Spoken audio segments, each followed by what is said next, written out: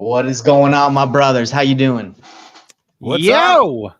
What is going on, my man? Not much, man. Just having a great day. Me and Benson, as you can see, we're in the same room. Good to see you, Benson, over there. Good to see you, Nathan's. Yeah. What is up? Yeah, man, we're doing good. So today, guys, if you're popping in and you don't know what to expect out of today's call, today we're going to be going over what happens when a buyer backs out of a deal. If you've ever had this happen, whether you have a deal on the MLS and you're listing it with a real estate agent, or if you're selling it or wholesaling and you're wholesaling to a buyer and they back out, what do you do? What can you do about it? Is there anything you can do about it? We're going to talk about it. But before we go into answering that question and chatting a little bit more about what's going on in our deals, in our lives, let me introduce myself and we'll go through and introduce ourselves. My name is Nathan Payne. I've been in the business for about 6 years now, and I've done several hundreds of real estate transactions, mainly focused on wholesaling, but I've gotten fix and flip as that's the natural progression. The purpose of me doing calls like this is I like sharing information. I like connecting with others because I know the more you give, the more you get. That's just how it is. That's how life is. So Nathan Valley, tell us who you are. Love it, man. Guys, I am Nathan Valley. I've been wholesaling for about 5 years now. Some of you might know me for locked up over 100 contracts in a single year. And a little while ago, you guys might have seen a 30-day challenge I did using my man Benson here's tool, Privy, to where I went in totally brand new market, no contacts, no resources, nothing, and did a $20,000 deal in 30 days. And I only spent like 2 to 3 hours a day working on it. So that was pretty cool. But yeah, it's a little bit about me. Impressive. Awesome. Benson. Yeah, I've been in the business for over 20 years, which makes me freaking old. And boy, I was feeling it driving back. I went to Montana last week and we drove back instead of flying. And I tell you, my knees were like aching. It was a 14-hour drive. It's just like those little things like make you realize like how old you are. It's like, why do my knees ache from sitting? Are you old enough to where you can like tell the weather by the aches in your knees? You're like, my knee's aching. It's gonna rain tonight. I think I am, but I don't think I'm perceptive enough to know the difference. So you're still young. You're still young. Yeah, I still got some time to build up that wise mentality around weather in my joints. Dude, I feel like I'm getting older too, man. I'm starting to like notice flowers and trees now. I'm like, man, that's a beautiful tree. Oh, I better smell it. You never know if I won't be able to smell flowers ever again. Yeah, dude, I've been living in my neighborhood and now I'm finally noticing there's like fruit trees. I'm like, man, that's an apple tree over there. But it's been there for like ever. So it's crazy, man. I'm getting older. They're like, who's this homeless guy just in our tree? Like, just eating all these. I'm eating people's fruit, man. It's out there. Why not? I love it. Well, if you guys are ready to rock, let's talk about what's going on. What happens when a buyer backs out of a real? Oh man, I got to do that again. What happens when a buyer backs out of a real estate deal, guys? Let's dive right into it. I'll start with my experience. Yeah, you got one. Can I preface it with something? Because I think it might be important to even say, like, why might a buyer even back out? Like, what are some of the reasons why you might have to deal with a situation like that? You want to kind of give us, you want to preface that? You want to go ahead? Yeah, let's just get in like a couple of the reasons that we know about, right? Like inspection issues, right? Okay. So they're going to do their due diligence. They're going to go in and do an inspection, make sure the house is sound, make sure that, it is what they think it is. Does the current condition of the property, is that reflected in the price, right? If they know it's a fixer-upper and the house is priced as retail and it's priced as like something that doesn't need any work, well, then you might have an issue. There's unexpected things, right? So it might look perfect from the outside, but then they go and they scope the sewer and they realize that the sewer line is busted. Right. Other reasons, right? There's all these contingencies that are built into the contract that are there for a reason, right? If they're there in the contract, that means that something happened in the past that caused them to amend that state contract to plan for the next time that happens again. So other things that might happen is the loan falls out. Like they lose their job, right? Yeah. They think they're perfectly qualified. And then 30 days in, they lose their job or they get furloughed. Maybe they say they get qualified for loan and their lender is like, okay, cool. Here's your lender letter. Go get a house under contract.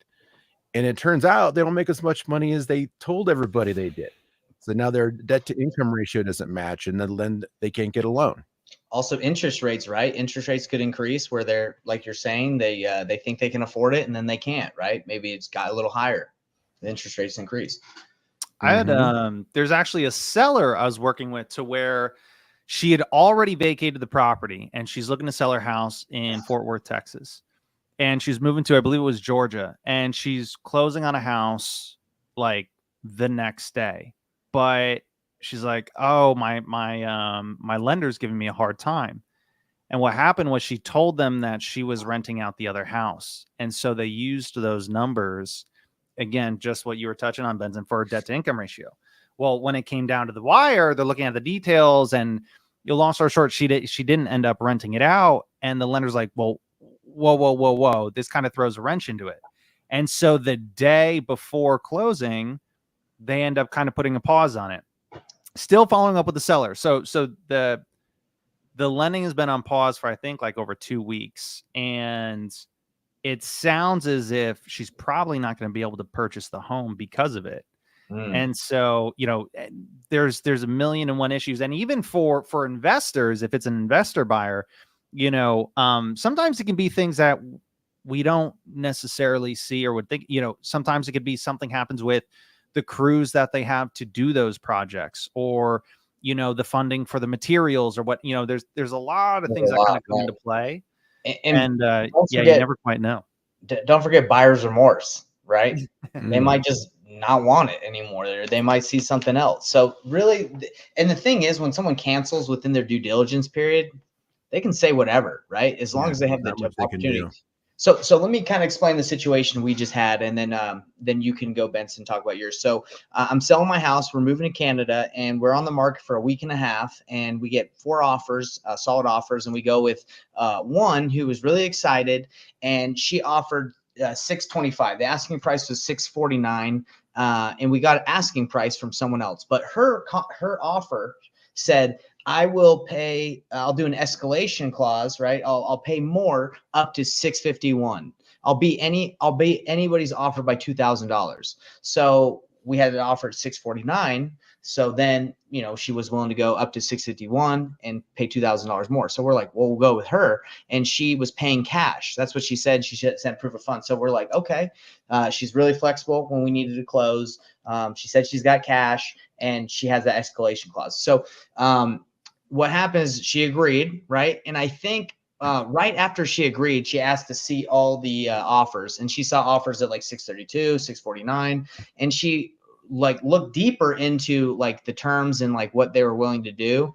And we might have needed a rent back, in case we need to sell and need some more time to move back. So she was like, "Oh, this person said $649, but they want you to rent it back. I'm willing to let you guys close when you guys want. So that's not fair." So she just kept on looking at all these little tiny things that had nothing to do with the purchase price, but she just felt like she was just trying to not pay $651 pretty much, right?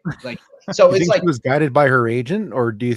She was an agent. She was an agent. She was an agent. Yeah. Okay. So I think what happened was she had cash, right? And then, probably at $651 was probably the top of her budget on what she had. So she probably was like, "Fine, I'll do it. I'll take it because I beat everybody." But then it was eventually "Oh, you know what? I don't know." So unfortunate, but that's what happened. It's all good. We have those other offers we're calling to see if they're still interested. And we have this showing tomorrow. So it's just and she said she backed out because when she did an inspection, she's like, "Oh, there's too many projects to do." And we're like, "There's no projects to do." But that whatever excuse you want to use, you can use any excuse within your due diligence period. Now, what we had is we gave her 2 weeks. Now going forward, I'm going to say, "Hey, look, you don't need 2 weeks. We'll give you 7 days. We'll give you 5 days," because 2 weeks is a long time, in my opinion. It felt like a long time to have all this happen and then, back out. So, and she didn't have to put down her earnest money or anything until after her due diligence. So pretty much 2 weeks is gone. We don't do anything.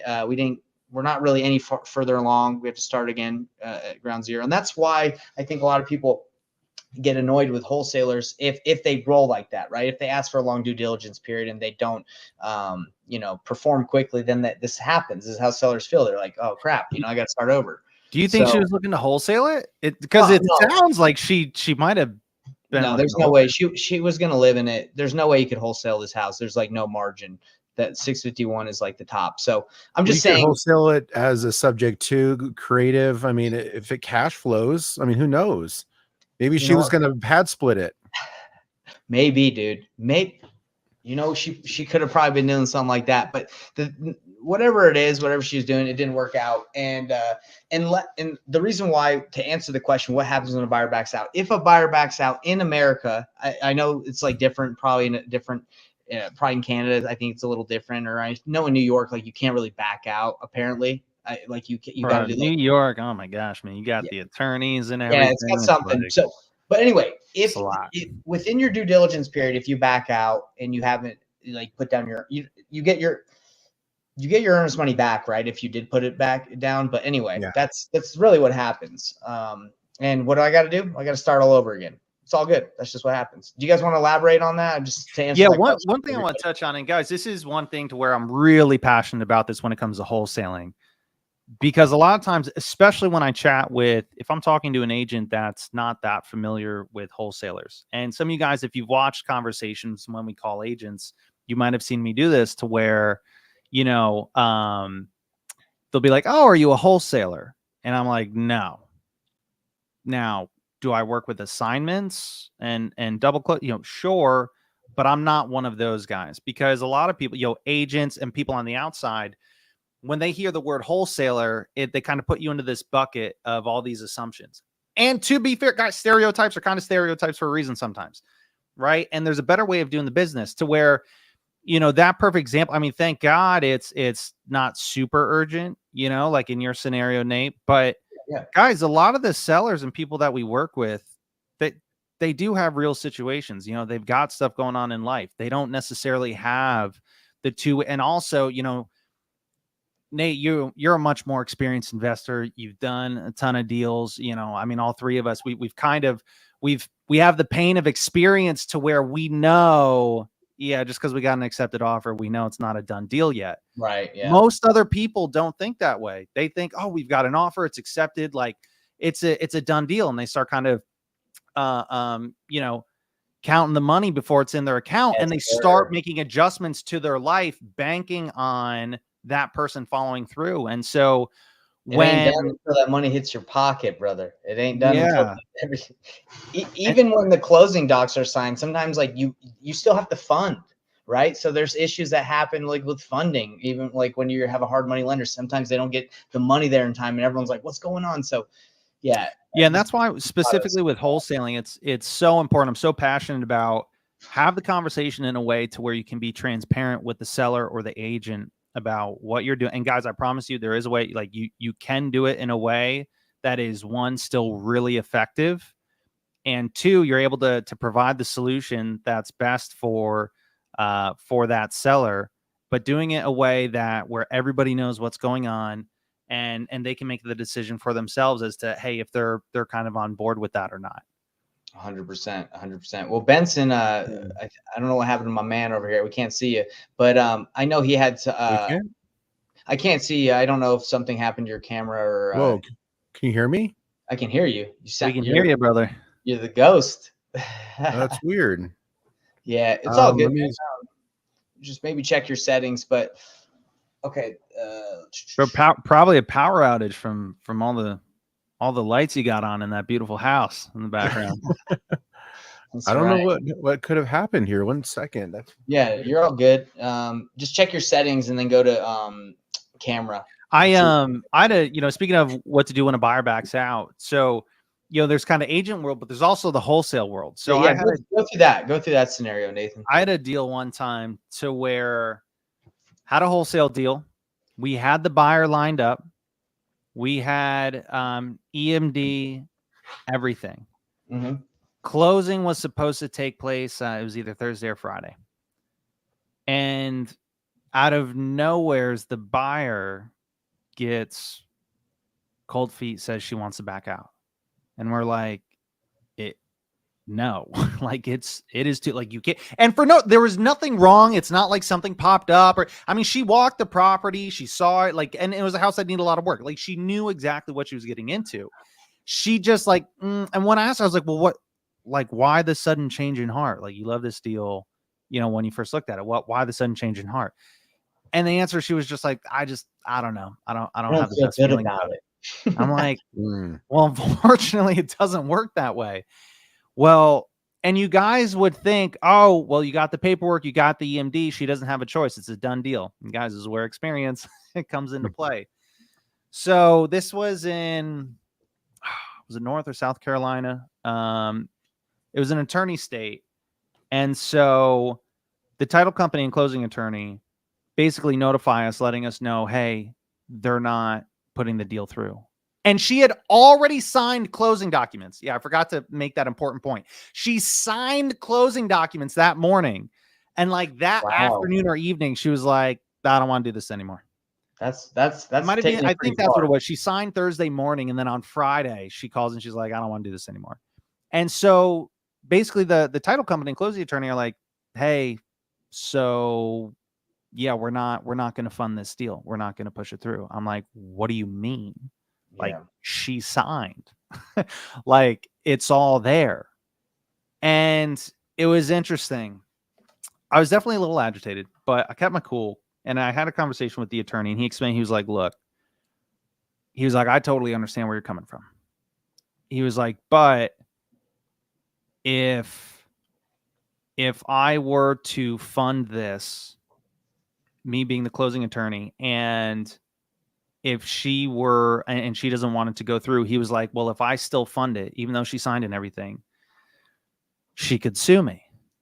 And I'm like, well, Mr. Attorney, couldn't we also sue you if you don't fund it? And I asked nicely, but it was a genuine question. And he's like, 100%.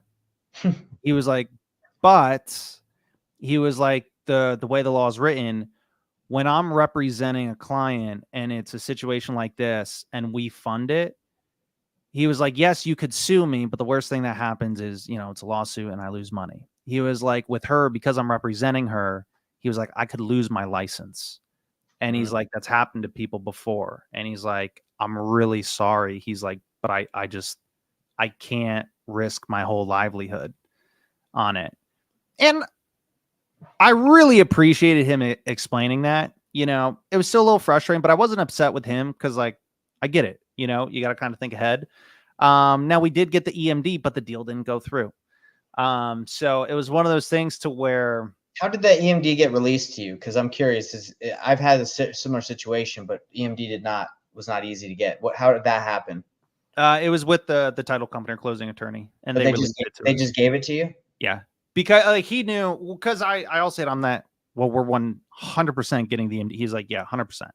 Okay. Like, you're The getting EMD would typically in that situation go to the seller, not the wholesaler in the middle. I'm surprised you got it. Well, I've had a situation like that too, where it went to. So this is what happened. Same thing. Buyer backed out. It was right before COVID. Everyone started getting scared. You know, in the deal, she's like, "Oh, I don't want to close on it." So she had $5,000 down at the title company.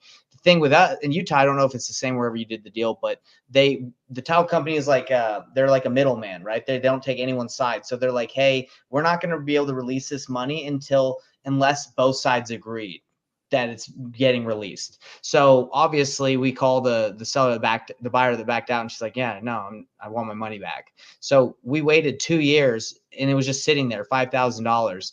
And eventually we're just like, hey, will you split it so we can like get at least half of it? And she's like, okay. So in the title company that we use here in Utah, you have to, even if your EMD is down at the title company, the buyer has to agree to even release it, or it'll just sit there. So unless you have something written in your contract that says, hey, I was going to say, if there's you could write it into the contract that it doesn't need to be mutually agreed. Yeah. And I think that might've been the issue with the assignment, because it was an assignment that we used to assign the contract. And I don't think the assignment said anything of like, hey, EMD gets released without the buyer's, approval. But anyway. And a really important lesson to take from this, guys, is when you're working with a seller or a buyer or whoever, the moment they say yes and they do sign, the contract with you, or the buyer says yes and he does deposit EMD, especially in real estate. Guys, the selling doesn't stop there. You have to continue to sell that person, that seller and that buyer. You need to continue to sell them from contract to close, because you need everybody to be cooperating and on board. Because just because you have it on paper, again, as you've kind of heard from our experiences, that's not necessarily the end all be all. And if we're able to keep everybody on board, moving forward, cooperating, excited about the deal, and positive, helps everything go smooth. Yeah. I'm assuming you've never done a deal with that lady before. Was that your first time? Yeah. First time. So one way to overcome this is work with people you trust, right? Because if you work with a buyer that you've done several deals, they'll if they don't feel good about it, like they wouldn't have gotten you in that position, right? Like a lot of the ones that I work with, like if they don't feel good about it, we know, right? It's not like, hey, the day of close, they're gonna be like, yeah, man, I've been lying to you. I just haven't felt good this whole time. So working with relationships is really key to feeling confident going all the way through.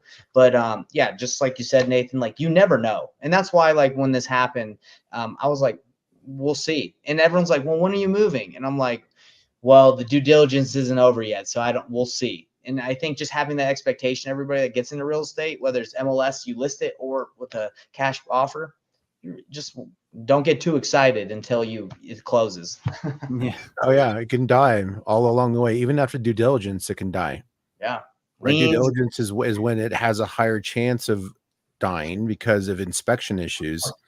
But then you get into, okay, now it's not the property's fault if it dies, it's the buyer's fault. Funding is almost always the issue. And one reason what we didn't mention earlier was the appraisal. So the appraisal is a really big issue that it's connected to the loan, it's connected to funding, but it's a different issue than the borrower qualifying. It's that the house doesn't qualify. Yeah. So on values, right? So a listing agent who doesn't know better can go and list a property for sale, and you could find a buyer who wants to pay, let's say, $650,000 for a house. You list it for $650,000. They say they'll pay they'll buy it, but they're getting a loan, right? And then they come in and there's a bidding war. They're like, oh, we want this house, we love it. So they keep bidding it up, bidding up. Next thing you know, it's $680,000. They won the bid. They're all excited. They go get a loan. The appraisal comes in at $648,000. So they're like, oh man, we got to bring $32,000 to the table. Right. That's what they'd have to do. And they're like, well, we don't have that. On top of their down payment that they already have to provide to the bank. On top. And right. And so in that price range, I mean, you're probably not doing FHA. So it's going to be at least 5%. And then now they have to bring another $32,000.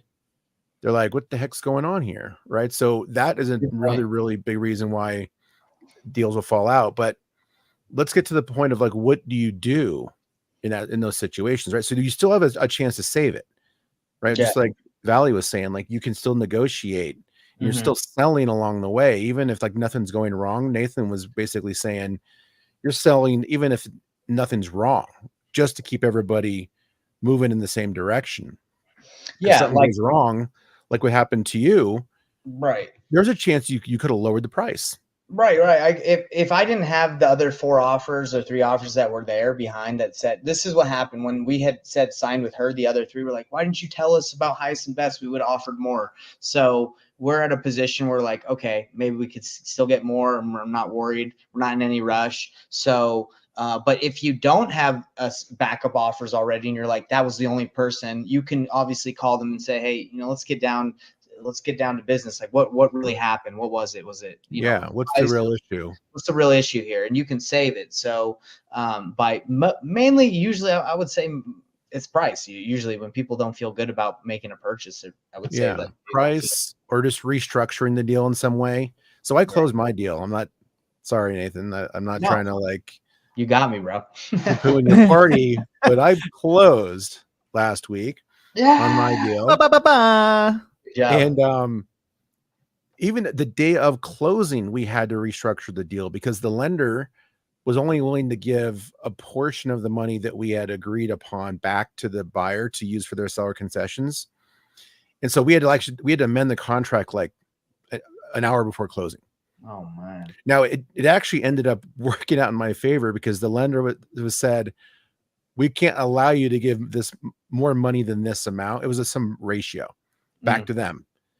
And it made me like $300. I was like, heck yeah, this is a good day. That's a couple public subs right there. Yeah. But going back to, and I think the last time we had the podcast, we were during the inspection and we were negotiating seller concessions to help them fix some of the things that they were concerned about that came from the inspection. And it was the sewer, and it was some other repairs on the house because it was built in like 1890. So tuck pointing, window things, just like weird stuff. And so we agreed upon a blended just seller concession and money back to them to pay for closing costs. So I netted $10,000 less than what the agreed upon contract was to start. Okay. But to get that to closing, I was like, hell yeah. Yeah. Right. And my alternative too, and it was a little stressful for a while because they're like, okay, go get contractor bids on fixing the sewer, go get contractor bids on tuck pointing and fixing all these things. And I was like having to talk to like 7 different contractors. And I'm like, let's just propose a $10K reduction. Yeah. And then they handle it all. And Which my is agent was like, no, they won't do it. And I'm just like, let's propose it. Yeah. Right. And sometimes, the agent is the authority in the transaction, but sometimes they're not. And I'm like, let's just do this. And they ended up accepting it. And we ended up closing. Everything's solid. And it ended up working out. But really, it's about price, right? So if you got a buyer who's trying to back out, figure out what the core or the root problem is of why they want to back out. And maybe they just need money back for closing costs. Maybe they need money back to fix things, or maybe you just need to reduce the price overall, the contract price. How does that work? Money back for closing costs. How did you structure that? I don't think I've heard much about that. Yeah. So you just amend it, right? So there's going to be closing costs with title company, lender costs like origination. There's all these little things that are costs that the buyer typically has to pay for, right, in addition to their down payment. And so it's pretty standard for them to come in and say, okay, well, here's the price we want, but we want 1% seller concession to pay for closing costs. Got it. So they don't have to come out of pocket from it. Got it. Essentially, it's a seller funded. It's seller funded. Okay, so you're out of what you would get. Okay, what the price of the house. Okay, from the price. Okay, so out of what you would get, you're applying it to some of what they, what they would have to pay. Okay. Yeah. Yes, cool. You're just helping them so they don't have to come out of pocket or go, get money from somebody else. That makes sense. Okay. Many, many years ago, it was standard. Like every single offer had seller concessions in it for closing costs. Yeah, and then it got crazy, right, with COVID, and people just kind of threw that stuff out. I'm assuming that stuff's coming back more and more, like concession. I've been seeing it. Yeah, in this last transaction, we had to do it. Cool. But yeah, I think you're right as far as what value you were saying is like just selling all the way up until the day of closing, right? Like how many times have you closed a wholesale deal and you're trying to get the seller to the closing table? Yeah. Like seller, buyer. Yeah. Buyer, other people, like they just don't want to show. And it's beautiful when you don't have to do anything. It just happens. Yeah, guys, if you have done a deal, a wholesale deal, I would imagine it probably felt like a nail biter all the way, from start to finish. And let me just say, they're all like every single one of them. And that's why, you'll learn to adjust and you just kind of grow a thick skin to it. And you start to understand like that's just how the game is. But with that being said, that's what every deal is like. It's, you got to kind of put in everything that you got. And from start to finish, you got to be on point. And, that's where I feel like I see a lot of people go wrong because they'll do a few things really well. But sometimes I feel like there's this kind of perspective out there to where, like I just need to get the contract and I'm golden. Or, if I get a contract and I find a buyer that says yes and get EMD, I'm golden. And it's Yeah, they're already like, counting their money. They're like, oh, what kind of jet ski am I going to buy? Well, I will say that the transactions do get smoother or really smooth in my experience with a great title company, escrow officer, and Yep. if you have relationships with the buyer, because then all you got to do is focus on the seller. And if you've had a good relationship with the seller where there's trust involved and they understand what's going on, you've set the right expectations, it can be extremely smooth. I know with GT Title, who we use in Utah, and the buyers we use, it's usually there's no problem. So I think there are a lot of issues and can be more issues if you don't really know who you're working with, like all around, right? You don't, there's not a lot of, because a lot of this is trust, right? You got to feel good about what you're doing. You got to take action. So anyway, guys, we've crushed, I feel like we've crushed the topic of what happens when a buyer backs out, talking about what happens with buyers on market, off market, listed, cash buyers. So I think we're good. I think we're good. Can I mention one last thing, man? I think this is important too, as far as the transaction. There's this thing called transaction coordinators that you can pay a small fee for that is an absolute lifesaver, and they're well worth their weight in gold if you can find the right ones. Yeah. Transaction coordinators can plan everything out perfectly, and they can anticipate all the things that'll go wrong and plan ahead and make sure they're asking for the right documents in advance, because knowing that you're on a timeline and all these dates and deadlines have to happen in succession, right? Like you can't ask for an appraisal until the inspection is completed, right? Or you shouldn't, at least, right? Because you might pay for an appraisal that you don't need. So like they know the transaction in their state, and they can anticipate everything that can go wrong, and they can look for things that maybe others don't see, and look for blind spots, right? Because if you're a wholesaler, you're thinking about the next deal. Like you're already moving on and looking for you're lead gen, you're looking for buyers, you're trying to offer the next deal, and you still got this other transaction that's not closed yet, that if you don't pay attention to every little thing, like just missing a small thing could cause the whole deal to blow up, right? And it would be your fault. Now, so look into transaction coordinators. Exactly. Now, Benson, I'll be real. I've never used a transaction coordinator ever, because the title companies that I use are investor friendly, and they almost do that job, right? So I think it just depends, again, who you're closing with. If you go with investor friendly title companies like that, are really well known for taking people through that process, they pretty much do that job. But if you're new, again, like you're saying, if you're new and you don't know what title companies do that, yes, I would say transaction coordinator is super helpful. But if you luck out like I have, where my escrow officer does that included, it's freaking dope. Yeah, so it is. But honestly, it can happen the other way too. Like some of the wholesalers that I know they're doing the most volume are the ones that have shifted to using transaction coordinators. Like they didn't do it early on, they're doing it at the end or after they've become seasoned, because it's one of those things like, where's your money best spent, right? Like your time. Also volume, right? If you have a lot of volume, I would say 100%, right? Like I was never doing it, more than like 10 deals a month. And, but if you're doing tons and tons of volume, don't even mess with trying to deal with the transaction coordination at that point. Get someone to do it. Oh yeah. That's amazing. Okay, well, guys, that's it, man. I feel pretty good. If you guys got anything else you want to add before we wrap up? Man, I think that's good. I think we got it all. All right, guys. Well, we'll see you next week where we dive into answering another question. If you guys have any questions for us, you guys want us to review anything, just leave it in the comment section. Like, subscribe, hit the bell icon so you can get this content. And check out painlessflipping.com if you guys need help with wholesaling. If you feel overwhelmed and you don't know where to go, check out our site. We got you covered. And then, Benson, obviously, you're the Privy guy. You want to leave us with why we should check out Privy? Yeah, you guys, Privy, we're just constantly adding in new markets. We just launched several new ones this last 30 days. Yeah. We got a really cool release coming out here soon, called Fast Match.